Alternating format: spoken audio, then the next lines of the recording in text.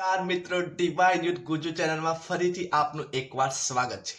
મિત્રો, આજે the magic પુસ્તક એનો બીજો દિવસ.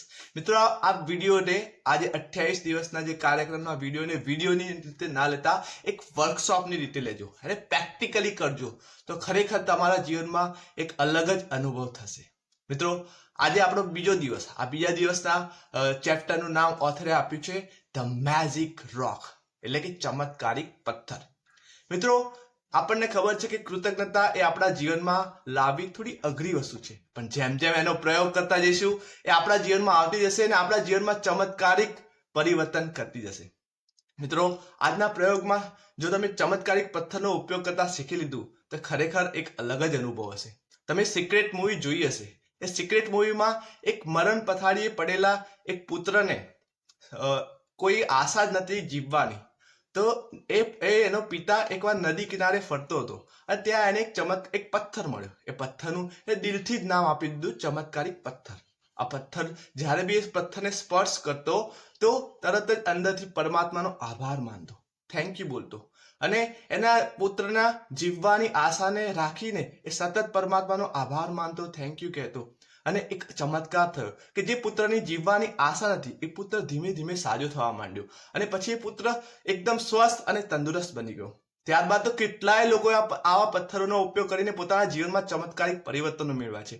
મિત્રો, ઓથર રોન્ડા બ્રાયન આપણને આ પુસ્તકના માધ્યમથી આ પ્રયોગ કરવાનું સૂચન આપે છે.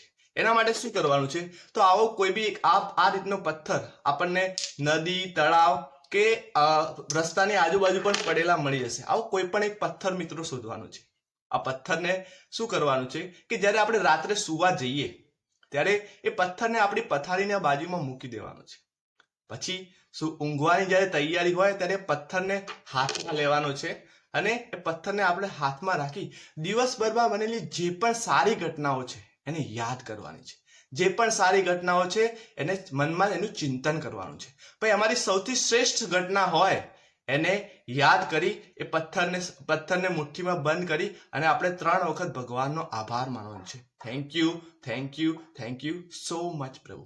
પછી એ પથ્થરને બાજુમાં મૂકી અને આપણે શાંતિથી સૂઈ જવાનું છે. આનાથી શું થશે કે મિત્રો, આપણે સૂતા પહેલા એક પોઝિટિવ વિચારથી ઊંઘીશું અને જ્યારે સવારે ઉઠીશું ત્યારે ફરીથી પોઝિટિવ વિચારથી ઉઠીશું. મિત્રો, આ પ્રયોગને કરી જુઓ અને આજથી આ બીજા દિવસે શરૂઆત કરીને બાકીના 26 દિવસ સુધી આ પ્રેક્ટિકલ કરો. રોજ રાતે પથ્થરને હાથમાં રાખો, દિવસભરની ઘટનાઓને યાદ કરો, પોઝિટિવ ઘટનાઓને. અને પોઝિટિવ ઘટનાઓને યાદ કર્યા પછી અમારી જે સૌથી શ્રેષ્ઠ પોઝિટિવ ઘટના હોય એને યાદ કરી મનોમન ચિંતન કરી અને ભગવાનને 3 વખત થેન્ક યુ બોલો. Thank you, thank you, thank you so much પ્રભુ. તો આ છે મિત્રો બીજા દિવસનો પ્રયોગ. તો બીજા દિવસે આપણે શું કરવાનું છે? સ્ટેપ નંબર 1, સવારે વહેલા ઉઠી અને નવી 10 વસ્તુઓ માટે ભગવાનને થેન્ક યુ કહેવાનું છે. પ્રથમ દિવસની 10 વસ્તુઓ નહીં મિત્રો, આજે નવી 10 વસ્તુઓ માટે ભગવાનને થેન્ક યુ કહેવાનું છે. ફોર એક્ઝામ્પલ, આ સરસ મજાનું શરીર આપવા બદલ થેન્ક યુ, આ સરસ મજાની હવા આપવા બદલ થેન્ક યુ, નાવાનો સાબુ આપવા બદલ થેન્ક યુ, સરસ મજાનું નવું ઘર આપવા બદલ થેન્ક યુ, સરસ મજાનું જમવાનું આપવા બદલ થેન્ક યુ, ઊંઘવાનો પલંગ આપવા બદલ થેન્ક યુ.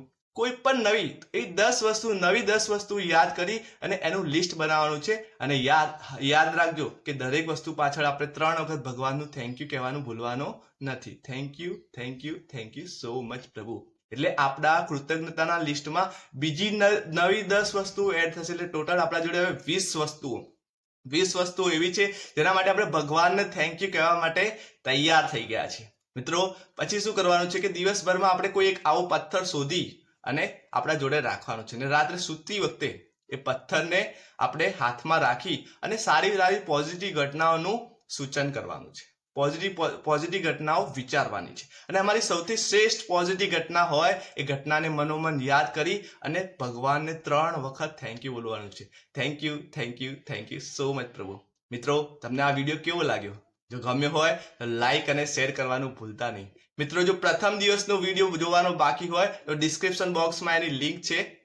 એ લિંકમાં જઈ અને તમે પ્રથમ વિડીયોને જોઈ પ્રથમ દિવસની એક્સરસાઇઝ કરો, ત્યારબાદ બીજા દિવસની એક્સરસાઇઝ કરો. વિડીયો ગમ્યો હોય તો લાઈક શેર કરવાનું ભૂલતા નહીં અને ચેનલમાં નવા હોય તો સબસ્ક્રાઇબ કરવાનું ભૂલતા નહીં. આપણે જોડાઈ રહીશું આ 28 દિવસના કાર્યક્રમમાં અને જીવનમાં એક પોઝિટિવ બદલાવ લાવશું. Thank you, thank you, thank you so much.